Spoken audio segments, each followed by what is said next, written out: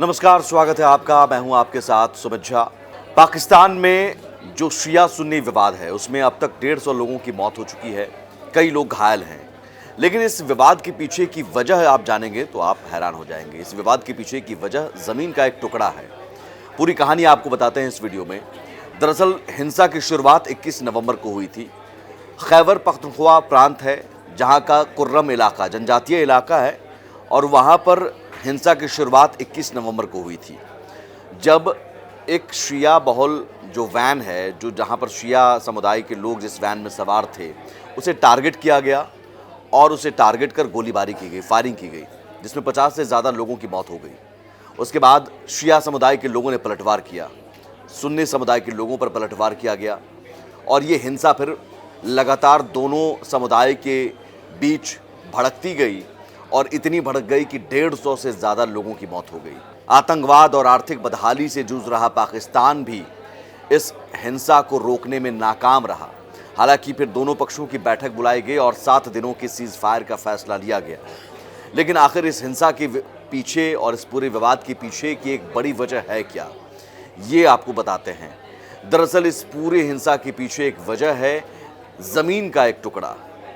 उस इलाके में ज़मीन का एक टुकड़ा है जिसका स्वामित्व जो है वो शिया जनजाति के पास है, शिया के पास है, और उस पर जो खेती होती है, खेती करने के लिए इसे सुन्नी जनजाति को पट्टे पर दिया गया है।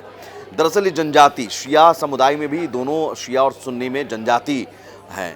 चूँकि ये जनजातीय इलाका है, कुर्रम का इलाका, संघर्ष जो शिया बहुल जनजाति माले खेल और सुन्नी बहुल जनजाति मडगी कलाई के बीच हुई संघर्ष, और ये अभी भी जारी है। छिटपुट हिंसा अभी भी जारी है।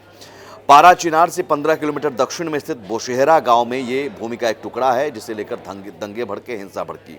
ये कृषि भूमि है, यहाँ पर खेती होती है जिसका स्वामित्व शिया जनजाति के पास है, लेकिन खेती करने के लिए सुन्नी जनजाति को ये दिया गया। लेकिन इसी साल जुलाई में जो पट्टा दिया गया सुन्नी जनजाति को, उसकी समय सीमा खत्म हो गई। इसी साल जुलाई में पट्टे की समय सीमा खत्म हो गई, लेकिन सुन्नी मुसलमानों ने ज़मीन वापस करने से मना कर दिया और इसी बात को लेकर दोनों संप्रदाय के बीच रह रहकर हिंसा भड़कती रही है। लेकिन जो केपी के प्रांत है, खैबर पख्तूनख्वा प्रांत है, उस प्रांत में दोनों संप्रदाय की बैठकों के बाद ये फैसला लिया गया कि 7 दिनों की सीज़ फायर किया जाए, लेकिन अभी भी वो हिंसा लगातार जारी है।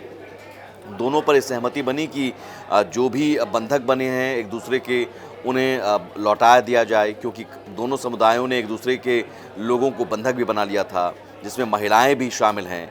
और वहीं खैबर पख्तूनख्वा के बारे में आपको बता दें कि ये अफ़गानिस्तान सीमा के नज़दीक है। कुर्रम ज़िला अफ़गानिस्तान से नज़दीकी और आतंकवादी समूहों की मौजूदगी की वजह से बेहद संवेदनशील है। यहाँ आतंकवादी समूहों की भी मौजूदगी होती है और एक कबायली इलाका है कुर्रम, जो अपनी जटिल सामाजिक राजनीतिक बनावट के लिए जाना जाता है। शिया और सुन्नी दोनों की यहाँ अच्छी आबादी है।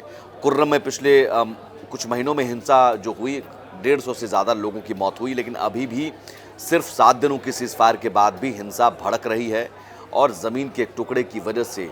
हालांकि ज़मीन के एक टुकड़े के बजाय शिया और सुन्नी जहाँ भी इस देश में हैं, वो एक दूसरे के खून के प्यासे रहते हैं और शिया और सुन्नी के बीच कोई भी विवाद होता है वो विवाद हिंसक हो जाता है, जिसकी वजह है कि पाकिस्तान के कुर्रम में शिया और सुन्नी के विवाद में 150 से ज़्यादा लोगों की मौत हो गई।